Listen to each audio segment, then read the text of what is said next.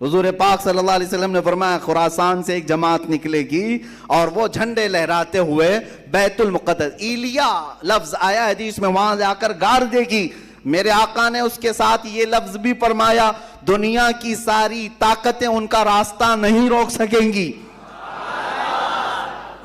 Tension اس بات کا ہے۔ اب آپ خراسان کس کو کہتے ہیں یہ اب میں آپ کے حوالے چھوڑتا ہوں، تلاش کر کے لاؤ کہ خراسان کس کو کہتے ہیں، خراسان کہاں ہے۔ یہ تھوڑا بہت تو آپ کو بھی محنت کرنی پڑے گی، پورا میں کھل کر کے بولوں تو بہت سارے لوگوں کو پھر تکلیف ہو جائے گی کہ اچھا خراسان کی یہ حدیث پھر سے آپ اسی پر فٹ کر رہے ہیں۔ نہیں، میں تو حضور کی حدیث سنا رہا ہوں کہ خراسان سے ایک جماعت نکلے گی۔ یہی ڈر تھا بڑی طاقت کو کہ وہاں سے کوئی جماعت نہ نکلے جو اسرائیل کے تک آ سکے، جو بیت المقدس تک آ سکے۔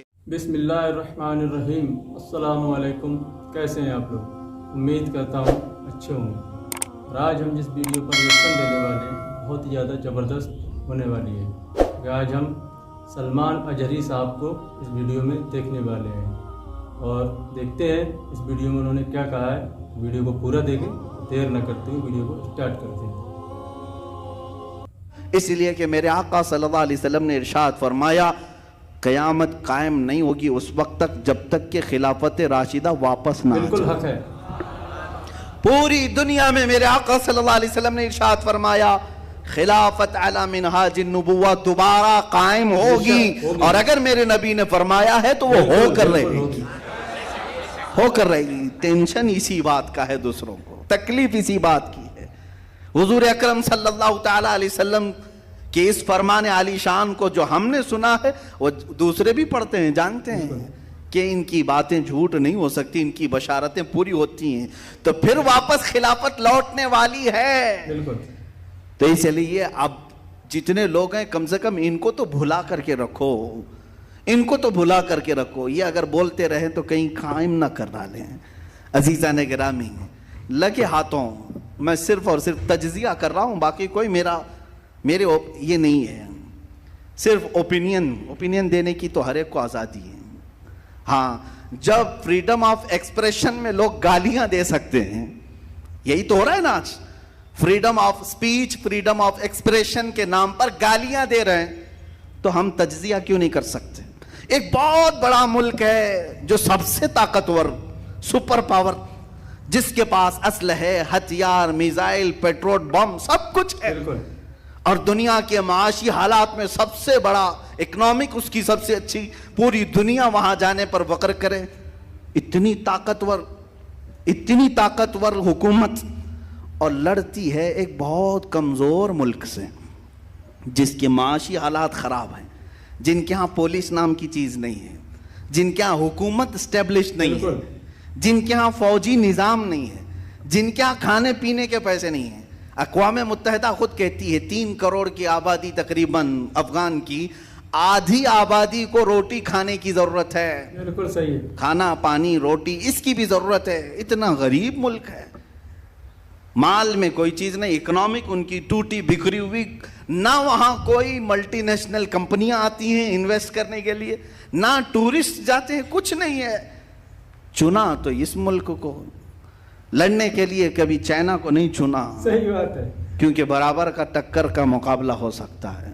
رشیا میں اترنے کی ہمت نہیں اس دادا کو، دادا گیری دکھایا ہے تو چھوٹے سے ایک ملک کو 3 کروڑ کی آبادی ہے، تقریباً 3.5 کروڑ کے آس پاس، اور دکھایا 20 سال جمایا اپنے قدم، اور اس کے بعد پھر بوریا بستر باندھ کر واپس نکلا بھی، خوب پیسے بھی وہاں بہایا، خوب وہاں پر اسلحے بھی بیچا، اور اپنے فوجیوں کی موت بھی دیکھا، دوسروں کی موت بھی دیکھا، خون خرابہ سب ہو کر کے نکل گیا۔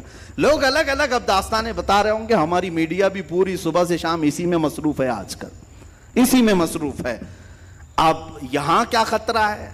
الحمدللہ میں محسوس کرتا ہوں، میں بطور مسلمان یہ ضرور کہوں گا کہ ہندوستان کو کوئی خطرہ نہیں ہوگا انشاءاللہ۔ ہم زندہ ہیں، ہم اس ملک کی حفاظت ضرور کریں گے۔ ان بھگوا لوگوں کی طرح سے نہیں ہے جو صرف اور صرف چیخنے اور چلانے والے ہیں۔ خون کی ضرورت پیش آئی، انشاءاللہ پیش کریں گے۔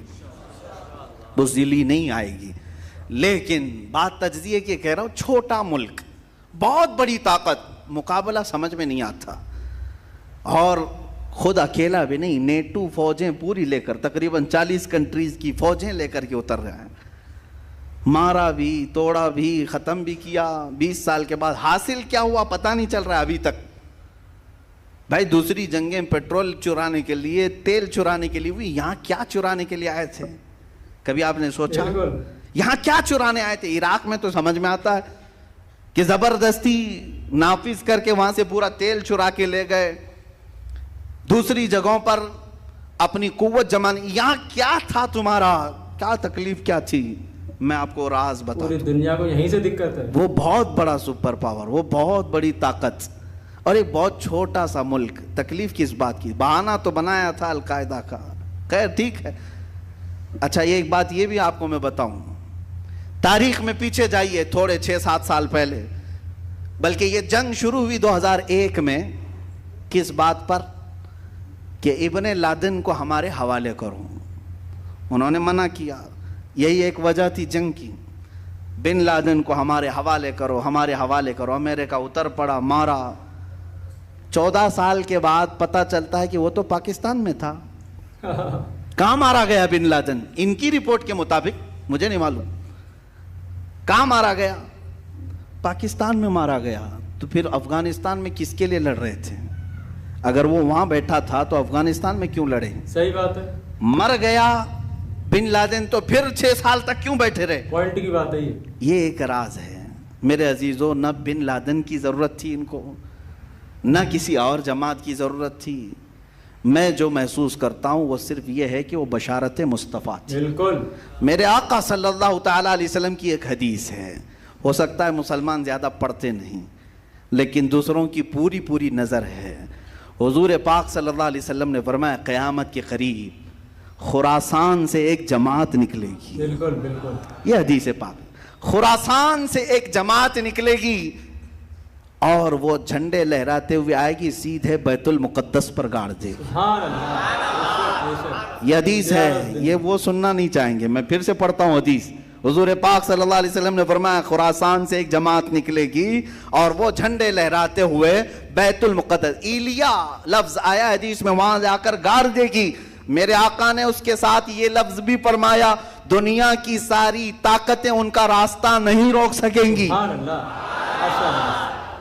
ٹینشن اس بات کا ہے. اب آپ خراسان کس کو کہتے ہیں یہ اب میں آپ کے حوالے چھوڑتا ہوں, تلاش کر کے لاؤ کہ خراسان کس کو کہتے ہیں, خراسان کہاں ہے. یہ تھوڑا بہت تو آپ کو بھی محنت کرنی پڑے گی. پورا میں کھل کر کے بولوں تو بہت سارے لوگوں کو پھر تکلیف ہو جائے گی کہ اچھا خراسان کی یہ حدیث پھر سے آپ اسی پر فٹ کر رہے ہیں. نہیں, میں تو حضور کی حدیث سنا رہا ہوں کہ خراسان سے ایک جماعت نکلے گی. یہی ڈر تھا بڑی طاقت کو کہ وہاں سے کوئی جماعت نہ نکلے جو اسرائیل کے تک آ سکے, جو بیت المقدس تک آ سکے. اپنی ناجائز اولاد کو بچانا تھا, اس لیے کہ وہاں سے کوئی آنے والا یا اٹھنے والا دکھے تو بار بار حملے کیے جائیں گے. تم 1000 حملے کر لو لیکن فرمان مصطفیٰ ہو کر رہے گا.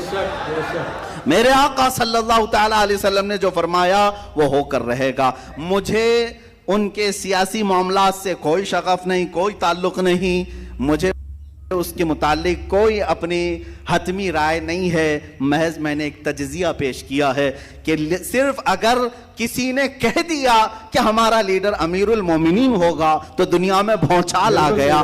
عزیزان گرامی, اسی لیے ہم کہتے ہیں بار بار خلفائے راشدین کا ذکر کرو اور کثرت سے امیر المومنین کا لفظ بھی استعمال کرو تاکہ سننے والوں کو پتا چلے یہ صرف ماضی کی تاریخ نہیں ہے, مستقبل میں امیر المومنین پیدا ہو سکتا ہے.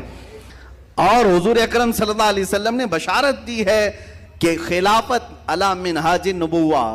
کوئی میری تقریر کو توڑ مروڑ کر کے نہ کہہ دے کہ پوری فضیلت افغانستان پہ بیان کرے. نہیں, میرا ایسا کوئی انٹینشن نہیں ہے. میں صرف یہ کہہ رہا ہوں میرے آقا نے فرمایا خلافت قائم ہوگی اور وہ حضرت امام مہدی کے زمانے میں ہوگی. امام مہدی خلیفہ راشد ہوں گے. جیسے یہ چاروں خلفائے راشدین نے اپنی زندگی میں خلافت کی ہے ویسے ہی امام مہدی بھی اپنے زمانے میں خلافت فرمائیں گے. اللہ ہمیں وہ زمانہ بھی قریب نظر دکھا دے اور ہمیں हज़रत इमाम महदी की फ़ौज में शामिल फरमा। यह हमारी बड़ी तमन्ना है, अल्लाह ताला उरूज इस्लाम हमें अता फरमाए और उरूज अहले सुन्नत हमें अता करे। माशाअल्लाह, सुभान अल्लाह, बहुत ही ज़बरदस्त बयान था।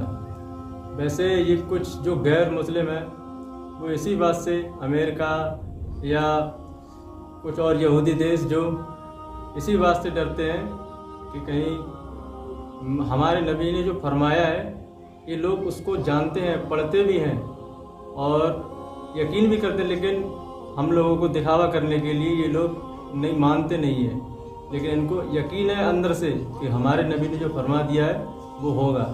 इसलिए ये बार बार मुसलमानों को दबाने की कोशिश करते हैं। ये अमेरिका है और बहुत से जो गैर मुस्लिम देश हैं। अगर आपको बात समझ में आई हो और वीडियो अच्छी लगी हो तो वीडियो को लाइक करें और चैनल पर नए हैं तो उसको सब्सक्राइब करें। मिलते हैं नेक्स्ट वीडियो में, तब तक के लिए खुदा हाफिज़।